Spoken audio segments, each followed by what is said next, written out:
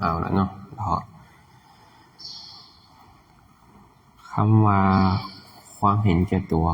ของเฮานี่สำคัญอยู่ตอนแรกมันก็เบาบางอยู่ดอกตอนเฮาน้อยๆนุ่งๆนี่แต่ว่ามันสะสมไปเรื่อยสิ่งสำคัญอยู่เพราะความเห็นแก่ตัวนี่แหละเฮ็ดให้เฮาเบียดเบียนผู้อื่นได้หลายทำลายผู้อื่นได้หลายเอารัดเอาเปรียบผู้อื่นได้หลายเอารัดเอาเปรียบจังได๋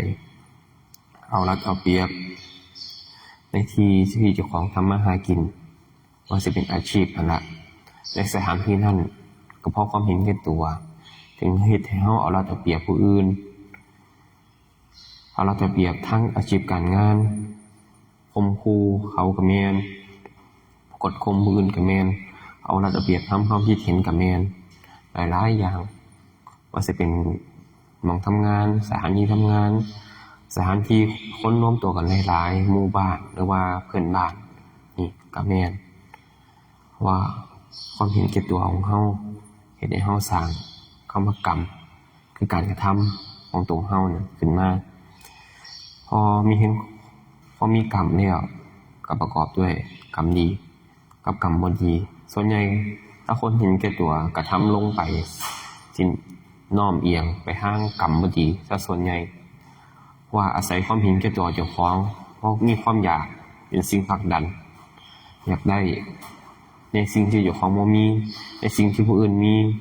ก็เลยสร้างกรรมขึ้นมาสร้างกรรม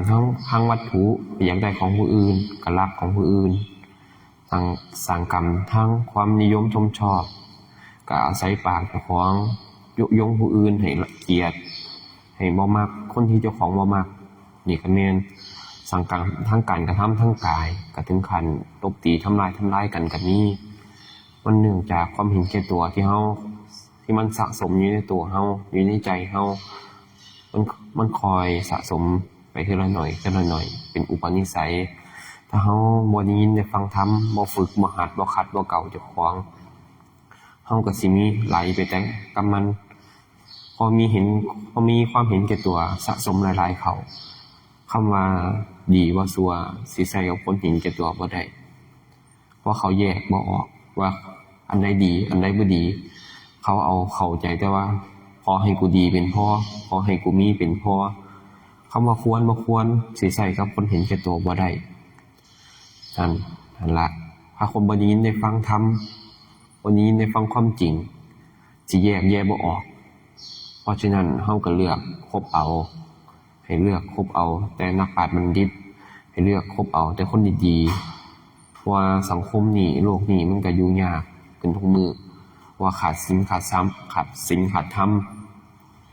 เฮาก็เลือกคบเอาเพิ่นก็บอกอยู่พระพุทธเจ้าเพิ่นก็บอกให้เลือกคบเอาแต่คนดีๆคนดีๆเฮาก็อย่าไปใกล้คนบ่ดีสิเอาอิหยังตัดสินคนที่มักทำลายผู้อื่นนั่นล่ะคือคนบ่ดีคนเห็นแก่ตัวนะคือคนบ่ดีนั่นล่ะเปรียบเสมือนชาดกเรื่องนึงเป็นคนเห็นคนบ่ดีคือกันนั่นล่ะอันนี้เป็นคนมักลักขโมยชาดกเรื่องนึงบ่แม่นชาดกประวัติความเป็นมาเรื่องนึงสมัยนั้นพระโมคคัลลากับพระลักขณะเพิ่นพักอยู่ในภูเขาคิชกูฏนี่บ่แม่นคิชกูฏอยู่ประเทศไทยเฮาเด้ออยู่ทางอินเดียพุ่นเขาคิชกูฏนั้นพระลักขณะกับพระโมคคัลลาเพิ่นก็พักอาศัยอยู่มื้อนึงเพิ่นสิลงมาบิณฑบาตช่วงที่เพิ่นกำลังย่างลงมาบิณฑบาตนั้นพระโมคคัลลาเพิ่นเดี๋ยวไปเห็นเปรตตนนึงเพิ่นก็เลยยิ้มขึ้นพระลักขณะเห็นพระโมคคัลลายิ้มเพิ่นก็ได้ถามว่าอาวุโสเหตุอิหยังจึงเฮ็ดให้ท่านยิ้มพระโมคคัลลาเพิ่นก็ได้ตอบพระลักขณะไปว่าการนี้ยังบ่แม่นการที่สิตอบปัญหานี้ขอให้ท่านถามปัญหานี้เฮาใหม่ในสำนักพระพุทธเจ้าหลังจากเพิ่นบิณฑบาตเสร็จแล้วเพิ่นก็เข้าไปสู่สำนักพระภูมิภาคเจ้าเฮาพอเข้าไปถึงแล้วพระลักขณะนี่เพิ่นก็ถามพระโมคคัลลาใหม่ว่าเหตุใดในการที่เฮากำลังลงมาบิณฑบาตนั้นท่านถึงยิ้มพระโมคคัลลาเพิ่นก็เลยตอบไปว่า ตอนนั้นตัวผมนี่เห็นเดี๋ยวไปเห็นเปรตตัวนึงเปรตตัวนี้มีหัวเป็นคนเฮาปกตินี่แหละมีหัวเป็นคนแต่ว่ามีลำตัวร่างกายนี่เป็นงูมีตัวใหญ่ยาวถึง25 โยชน์25 โยชน์นี่ใหญ่อยู่เด้อ1 โยชน์ซ้ำกับ16 กิโล25 โยชน์ก็คูณเอาก็มีครูอยู่ครูบาเพิ่นเป็นครูอาศัยด้วยเครื่องคิดเลขอย่างเดียวเด้นี่ล่ะนี่คือ25 โยชน์ใหญ่ตัวใหญ่ยาวในตัวนั้นมีไฟลุกไหม้ตั้งแต่หัวไปถึงหางตั้งแต่หางมาถึงหัวนี่ไฟลุกไหม้เปรียบเสมือนไฟลุกไหม้เปรียบเสมือนน้ำมันเบนซินเฮาราดลงพื้นแล้วเฮาจุดไฟปุ๊บไฟมันสิแล่นไปตามน้ำมันเบนซินนั่นไปฮอดก็สิดับแล่นอยู่จังซี่อ้อมตัวเปรตตนนั้นต่อมาพระโมคคัลลานะเพิ่นก็เลยถามเพิ่นเห็นภพของเปรตนั้นอัตภาพของเปรตนั้นมีความทุกข์ทรมานมากหัวเป็นงูหัวเป็นคนโตเป็นงูมีไฟเผาไหม้ทุกข์ทรมานอยู่จังซั่นเพิ่นก็เลยถามว่าบุพกรรมอิหยังเฮ็ดให้เจ้ามาเกิดในอัตภาพนี้เปรตตัวนั้นก็ได้ตอบกลับไปว่าในสมัยกาลครั้งหนึ่งสมัยพระพุทธเจ้ากัสสปะพระพุทธเจ้าเฮานี่บ่ได้มีผู้เดียวเด้อสมัยนี้เป็นพระพุทธเจ้าโคดมแต่สมัยอดีตนั้นเพิ่นเกิดร่วมกับพระพุทธเจ้ากัสสปะสมัยนั้น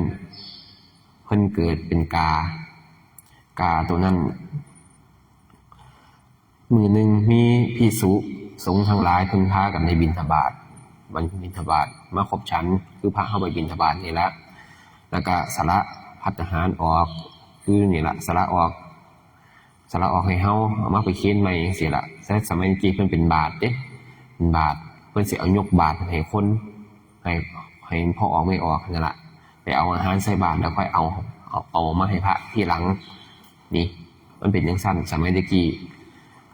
แต่สมัยของที่เขาเจ้าสิถวายนี่สิเป็นของสงฆ์ก็ยังบ่แม่นสิเป็นของฆราวาสก็ยังบ่แม่นเป็นของกลางๆที่เขาเจ้าน้อมจิตที่สิเอามาถวายพระสงฆ์หมู่นั้นนี่เป็นของเป็นกลางๆอยู่แต่เขาเจ้าตั้งจิตเจตนาที่สิเอามาถวายสงฆ์กาเปรตตัวนั้นสมัยนั้นเกิดเป็นกาเดี๋ยวเห็นอาหารที่เขาเจ้ากำลังสิเอามาถวายพระนั่นก็เลยว่าความอยากของเจ้าของก็เลยบินลงไปกินอาหารที่เขาเจ้ากำลังสินำมาถวายนั่นสิเป็นว่าสีตีวรักษ์ของทรงกะแมนนี่พอกินอาหารใน3 คำ 3 เทื่อนี่กินใน3 คำ 3 เทื่อพอกินแล้ว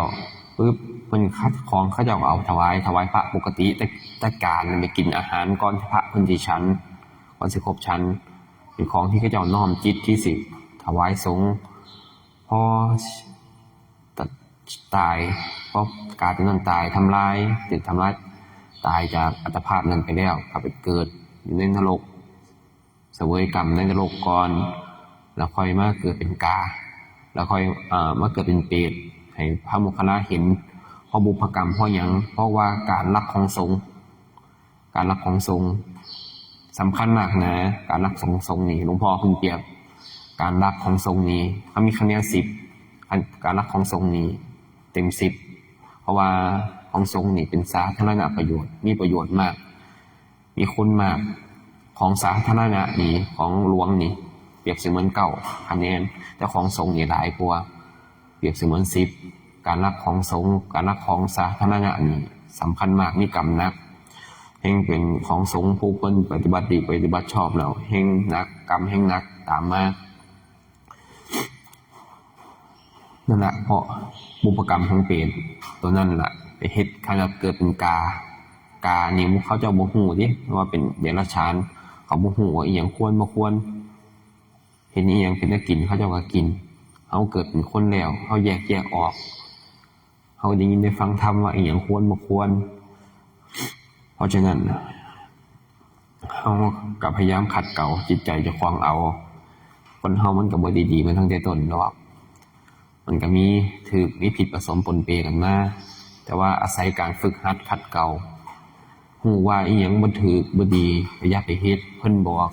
มันอยากเฮ็ดอยู่ใจหั่นน่ะแต่ว่าเฮามีกรรมฐาน